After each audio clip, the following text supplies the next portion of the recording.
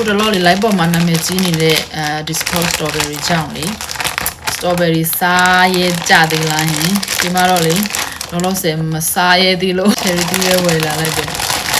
သူကလေဒီပြီးခဲ့တဲ့လပေါ့နော်မေလ2026မှာတော့ဒီ California မှာရှိတဲ့ဒီစားတော့ကုံရောင်းတဲ့ site တစ်ဆိုင်မှာဒီစားတော့ကုံစစ်ဆေးတဲ့အဖွဲDiscord strawberry နဲ့ထုတ်ကိုဝယ်ပြီးတော့မှ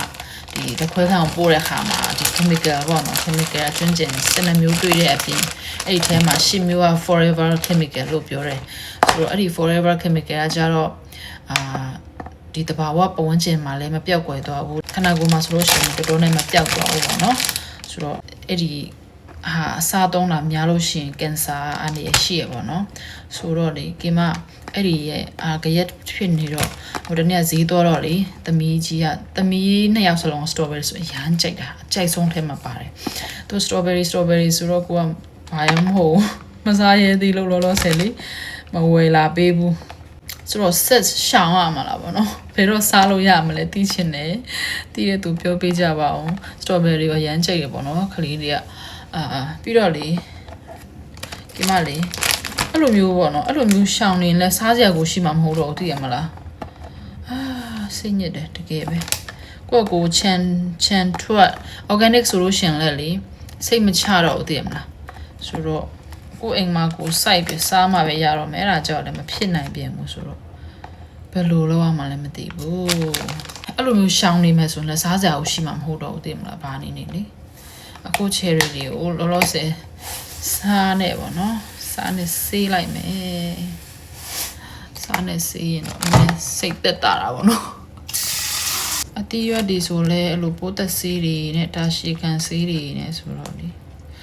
အားကြောင့်ယောဂါတွေများလာတာအသက်တွေတိုးလာတာလည်းမပြောနဲ့လေနော်ဒီ strawberry ကပိုဆိုးမှာပေါ့နော်သူလုံးဝအကျန်းမခံဘူးသိရမလားဆိုတော့သူတို့ဒီတဏီယာနဲ့တဏီယာတဲ့ယူပို့ဆောင်တဲ့ချိန်မှာကြာချိန်တွေလည်းရှိတော့အဲ့ဒါကြောင့်လည်းပါမှာပေါ့နော်တချို့ကအခွန်တင်လို့မရတဲ့အသီးတွေပေါ့နော်ပြောမယ်ဆိုရင်ဒီ cherry တို့ berry တို့ပါလို့ဆိုရင်ဒီတိုင်းပဲစားရတဲ့ဟာဆိုတော့ပိုကြောက်တယ်လင်မော်သီးတို့ပါဆိုအခွန်တင်လိုက်ရင်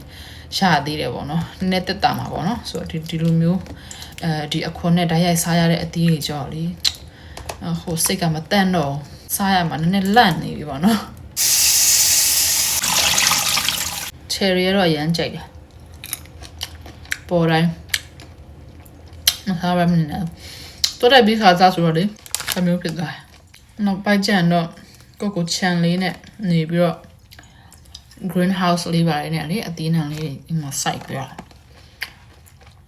တနိုင်တစ်ပိုင်ပေါ့နော်ကိုစားဖို့အဲ့ဒါစိတ်ကူးလေးတော့ရှိရဲကောင်းတယ်တော့မပေါ်နိုင်သေးဘူး